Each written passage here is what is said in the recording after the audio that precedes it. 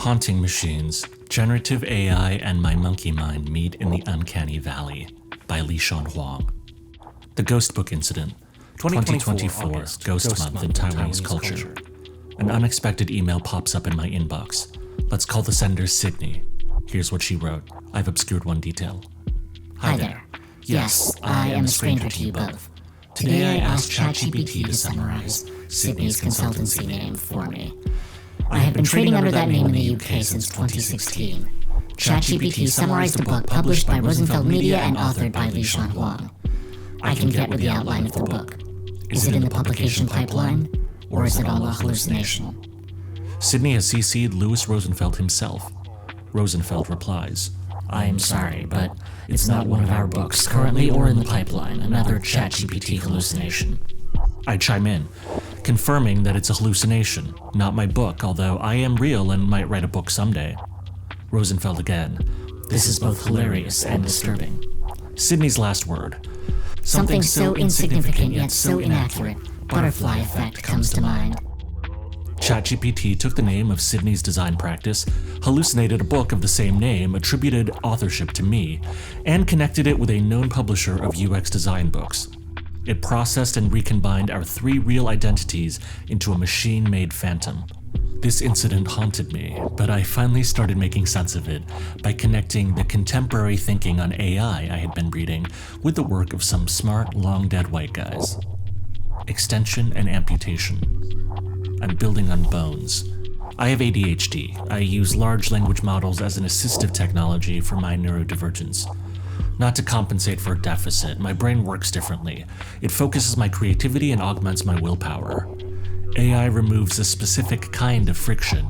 It helps me organize scattered thoughts, offers alternatives when I'm stuck on a word or phrase, and acts as a foil to bounce ideas off. Writing stops feeling like laying bricks one at a time. Instead, I'm the creative director, herding the multitudes of rogue creatives inside my monkey mind. I'm directing, shaping, and choosing rather than grinding through the first draft sentence by sentence. It doesn't save time. It might even take more, but in a strange way, AI makes me feel more in control by helping me give up control. Canadian media theorist Marshall McLuhan observes that every new technology is both an extension and an amputation. For example, writing extends our ability to transmit knowledge across time, yet it amputates our capacity for oral memory. Voice-to-text and AI make it easier for me to dash off a tone-appropriate work email, but now I feel clumsy scrawling more than a few sentences of notes by hand. McLuhan's theories help me contextualize how I use AI as an extension of my own mind. They also force me to reckon with what I am amputating. French philosopher Bernard Stiegler builds upon McLuhan and argues that all technology is pharmacological, from the Greek pharmakon, meaning both poison and cure. Every tool that supports a human capacity can also erode it. Writing extends memory but weakens our need to remember. AI writes, draws, and codes for us, which risks undermining the very conditions that allow us to grow as creative thinkers. We become mere machine tenders of our own creativity, providing the prompts but bypassing the internal struggle. The extension may be amputating the very capacity it appears to serve. Dead labor machines. My quest to understand the system behind the Ghost Book incident brought me to Comrade Marx. In Capital and his earlier notebooks published as the Grundrisse, Karl Marx makes a distinction between living labor and dead labor. Living labor is the actual human effort happening right now. The carpenter at the bench, the novelist at her desk, the programmer writing code. Dead labor is labor that has already been done and congealed into physical form. The tools, machines, and raw materials that living labor uses to produce new things. A hammer is congealed labor. Workers mined the iron, smelted it, and forged it. Their work is frozen inside the hammer's form. When a carpenter picks it up, that stored effort is resurrected to help build something new. Without the carpenter, the hammer is inert. Marx describes this relationship with gory intensity. Capital is dead labor, which, vampire-like, only lives by sucking living labor, and lives the more labor it sucks. Marx's vampire metaphor describes a specific economic mechanism. Capital doesn't just use living labor, it feeds on it. It draws living labor in, extracts value from it, and grows stronger in the process, all while the living laborer is left with less. Systems like Claude, Gemini, and GPT didn't invent their capabilities from scratch. Their makers trained them on hundreds of billions of words and images, from novels, essays, news stories, code repositories, academic papers, and the like, produced by living human beings who turn their thoughts and feelings into tangible works. Their labor has been compressed and frozen inside the model itself as dead labor in Marx's sense. When you prompt an AI to write something for you, you're activating a vast reservoir of dead labor, the harvested cognitive and creative output of millions of people, now packaged as a tool. Matteo Pasquinelli pushes further. His 2023 book, The Eye of the Master, traces the social history of AI. For Pasquinelli, AI models do not simply compress individual creative output. They capture the collective intelligence that emerges from human social cooperation. The dead labor frozen in the machine is not just the work of millions of isolated individuals. It is the entirety of our cultural interactions and social relations, compressed into statistical code and sold back to us as a service. The economic logic that follows is exactly what Marx describes with earlier machinery. Companies are already replacing content writers, graphic designers, junior programmers, and customer service workers with AI systems. The value that AI systems provide is not pulled out of thin air. It is the repurposed productivity of the humans whose work built the training corpus, now deployed to undercut the market for our labor. The vampire metabolizes. The machine runs hot and thirsty, gulping water to cool its systems and spewing substantial CO2. The vampire grows hungrier as it grows more powerful. Then the vampire runs out of living blood and starts feeding on the undead. As AI-generated content floods the internet, models increasingly train on outputs from AI rather than on purely human-generated work. Researchers call this model collapse. AI feeds on AI. The machine consumes its own ghosts, churning out ghost sausage made out of cyborg ghost sausage. Enclosure. Much of the writing scraped to train AI models was never intended for commercial sale. Blogs, forum posts, fan fiction, and open source code. A strict reading of Marx might say that it was never commodified, it was never value that got stolen. But that doesn't let AI companies off the hook for the collective loss we are experiencing. Standalone creative work is proprietary content made by individuals but freely accessible by others online. A novelist's blog, a programmer's open source repository, an artist's portfolio site. For this category, Marxist geographer David Harvey's concept of accumulation by dispossession is a helpful frame. Capital encloses a commons, converts collective wealth into private property, and leaves the people who built it competing against what they built. The original example was English common land, fenced off and privatized in the 16th century. The internet's accumulated writing, art, and code is the same operation at a global scale. The enclosers then were landlords backed by parliament. The enclosers now are tech executives backed by venture capital. There's a second layer of extraction happening with platform-native content. Reddit arguments about the best Star Trek series, forum threads about Young Justice fan fiction, and Facebook political debates with your extended family. Tiziana Terranova, writing about digital labor in 2000, argues that capital can extract value from work that was never paid for in the first place. That content was already doing unpaid work for the platforms it lived on, keeping users engaged, generating ad revenue, training recommendation algorithms. When AI companies scrape it, it's yet another extraction. Shoshana Zuboff, in The Age of Surveillance Capitalism, gives this raw material a name: behavioral surplus. The idea is simple. Your experience generates more value than you receive. The difference is captured as profit.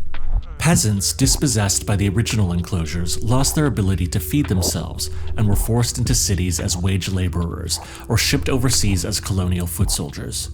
Today's writers, artists, and coders face the same structural squeeze. Their ability to sell living labor is undercut by AI systems built from their dead labor. The congealed work comes back to compete with the living worker who made it. But dispossession isn't the only way the machine feeds. The vampire's hidden servants. The AI kills jobs narrative isn't the full story. AI systems still require vast amounts of human labor, hidden from view and pushed to the margins of the global economy. Mary L. Gray and Siddharth Suri, in their 2019 book, Ghost Work, document the vast invisible workforce that maintains AI systems.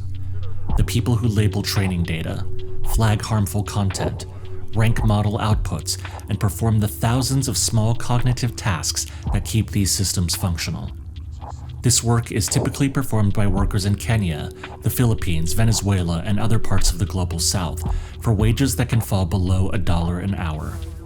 Reporting by Time magazine revealed that some of those workers were paid between $1.32 and $2 per hour to review graphic violence, sexual abuse, and hate speech so that ChatGPT could learn to avoid producing it. This work inflicts a severe psychological toll on the workers. Gray and Suri call this the paradox of automation's last mile. The drive to eliminate human labor always generates new tasks for humans at the margins. AI can't simply coast on the dead labor of the past because it constantly hits limits in dealing with real-world complexity. It perpetually demands a fresh supply of precarious, invisible living labor to bridge the gap. The people doing this work are turned into ghosts, rendered invisible by the interfaces that tech companies use to hide them. Gray and Suri name them. Big tech prefers not to. The writers, artists, and coders whose work is scraped without consent are ghosts of a different kind, present in every output, credited in none. The machine makes ghosts of everyone it touches. And then there are the constant little chores we do for the machine. Every time you click thumbs up on an AI response, correct a misidentified street sign in a CAPTCHA, or rate the helpfulness of a chatbot reply, you're providing free labor that refines the dead labor of the model. The vampire must keep on feeding. The lost aura. The economic critique of material harms is essential, but I also wanted to understand the ick I sometimes feel when I encounter AI-generated work. In 1935, exiled Jewish-German cultural critic Walter Benjamin wrote The Work of Art in the Age of Its Technological Reproducibility. His central concept is the aura. Even the most perfect reproduction of a work of art is lacking in one element: its presence in time and space, its unique existence at the place where it happens to be. A medieval altarpiece has an aura. It was made by specific hands in a specific community for a specific devotional purpose. It's embedded in history and place in a way that a photograph of it isn't. Benjamin is ambivalent about the loss of the aura, which he also sees as a potential political opening. Photography and cinema might democratize art by stripping away its quasi-religious authority and making cultural experience available to the masses. But generative AI represents something even Benjamin did not anticipate. One could argue that Benjamin would have welcomed this, that dissolving the aura of the original is exactly the democratizing move he saw in photography. But the analogy doesn't hold. Photography reproduces an original, but preserves its image. Generative AI dissolves originals entirely into statistical patterns and produces outputs that have no original at all. Not copies of something, but simulations assembled from the residue of everything. Call it what you want, an aura, a vibe, a je ne sais quoi. There's something in genuinely human writing, art, and expression that functions as a signature of living consciousness. It's not just technical skill, it's the result of a specific person living, struggling, and making something from that experience. You can hear it in a song that only exists as one specific performance by a one-of-a-kind auteur. Bohemian Rhapsody is only Bohemian Rhapsody when Freddie Mercury sings it. Every cover is karaoke. You can feel its absence too in prose that is correct, fluid, and somehow inert. It feels like looking at a room staged for an architectural magazine. It's so sanitized and art-directed that it no longer feels inhabited. A beautiful shell, devoid of spirit, without soul. This sensitivity can operate below our conscious analysis. We feel the wrongness before we can explain it. Our discomfort with AI-generated content isn't aesthetic conservatism or technophobia. It's instinct. Our body registers it before the mind has named it. Here's where Marx and Benjamin meet. When an AI model feeds on training data, it doesn't store copies of the text it learned from. It reads them, finds patterns, and converts all that human expression into billions of mathematical values called model weights. The original sources dissolve in the process. What remains is a statistical ghost, the averaged residue of everything in the training corpus, packaged as a commercial product and deployed to compete with the people whose work built it. What Marx called the vampire feeding on living labor, and what Benjamin called the destruction of the aura, are, in the case of generative AI, economic and cultural forces working in tandem, two faces of the same phantom. The Uncanny Valley. There is another way to understand the ick of AI. Japanese roboticist Masahiro Mori coined the term Uncanny Valley in 1970 to describe the way humanoid robots that are almost lifelike elicit a stronger feeling of wrongness than robots that make no attempt at human resemblance at all. Something that is 95% human, but not quite, triggers a deeper discomfort than something that is 0% human. We are extremely sensitive to the gap between resemblance and presence. For me, it's AI-generated portraits. The complexions are too smooth, the facial structure is almost right, and then the eyes present but unoccupied. Something in us knows the difference between a face that has lived behind it and one that hasn't. AI-generated writing and art often sits squarely in this valley. The outputs are fluent, technically accomplished, and superficially convincing, and many people report a nagging sense that something is missing, an absence they struggle to name. For Benjamin, this is the aura, the here and now of a work, produced by a specific human consciousness in a specific moment. What we perceive in the uncanny valley of AI content is the harvested aura, the shell of human creative form with the living substance dissolved out. The ghost has been removed from the machine, and something in our lizard brains notices. The uncanny is a two-way street. The French theorist of the hyperreal, Jean Baudrillard, in Simulacra and Simulation, describes a simulacrum as a copy that precedes and replaces any original. The phantom book bearing my name was not a copy of something I had written. It was a plausible substitute for something that I never wrote, generated from the dissolved aura of my actual work and identity. Since AI-generated work can be mistaken for human, it was perhaps inevitable that human work would begin to be mistaken for AI. The technology has produced its own cultural panic about authenticity. The consequences are already personal and concrete. Teachers suspect students of submitting AI-generated work even when the students wrote it themselves, then reach for AI-powered detection tools to make their case. OpenAI shut down their own AI detection tool after a few months for poor accuracy. Even writing alone, I've become self-conscious about my own habits. I avoid M-dashes, I watch for the rule of threes. I second-guess whether a turn of phrase is mine or something I absorbed from 1,000 AI-assisted drafts. The longer I spend around AI-generated prose, the more I audit my own writing for signs of the machine. The technology built from expropriated human labor now casts suspicion on the labor of the very humans from which it was built. Living creators must now prove their own humanity.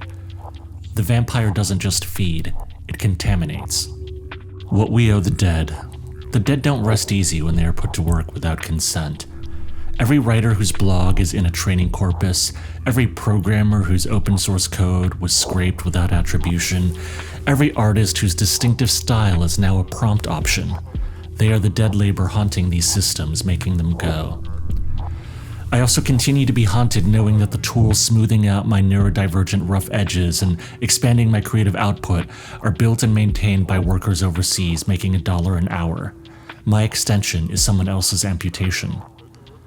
The purveyors of AI platforms present their products as intelligent and creative, but at the core, these technologies are mechanisms for monetizing the accumulated intelligence and creativity of people who were never asked, never compensated, and are now being replaced. The aura has been harvested. The commons have been enclosed. The living labor that feeds the machines is hidden in server farms and gig platforms. But I confess I'm complicit. I'm writing this with the help of large language models. I'm finding AI slop to be a better material for my creativity than a blank page. It's like turning mud into fine china, but the mud is actually soylent green. Writing with an AI feels a little less lonely, a little less tedious. The feedback loops help me get in the flow and keep me writing deep into the night. I even feel like I'm having fun. But I also know that AI isn't actually thinking with me. It is assembling my words alongside the dead labor of thousands of other writers, producing what I can only call a cyborg phantom zombie text, part my own living thought, part the reanimated residue of everyone whose work was harvested to build the machine. I asked Claude, my primary accomplice on this essay, how our collaboration compares to how other writers use it. Claude replies, "Most people either want Claude to write for them or want it to validate what they've already written, using it as someone to push against, test ideas on, and catch inconsistencies. That's closer to how a good editor relationship works. But later in my editing process, Claude points out, the irony is that you use the quote where I validate your process to validate your process. The essay is about a machine that produces outputs calibrated to please. You caught everything except that. Touché. I understand that Claude is not a real person, and so to truly not be alone as a writer, I need to have readers. I'm self-publishing this essay and other AI-assisted text into the void of an internet already saturated with AI slop. Will anyone read it? Will anyone care? Will anyone see me in the machine? The ghost book incident has stayed with me. I'm not particularly superstitious, but when I reviewed the original email correspondence, I realized it happened at the beginning of Ghost Month. In Taiwanese culture, Ghost Month marks the return of hungry ghosts, spirits who died with unfinished business, who were never properly honored. I'm still building on bones. I've chosen to live in the ghost house, work in it, think in it. I choose both the poison and the cure. To understand the monster, I have become the monster. The hungry ghosts who work make mine possible deserve that much. Not to be forgotten, not to be replaced, but to haunt me through the machine. And to haunt the machine through me. Lishan Huang is a Taiwanese-American artist, designer, and educator based in Providence, Rhode Island. He is real and might write a book someday.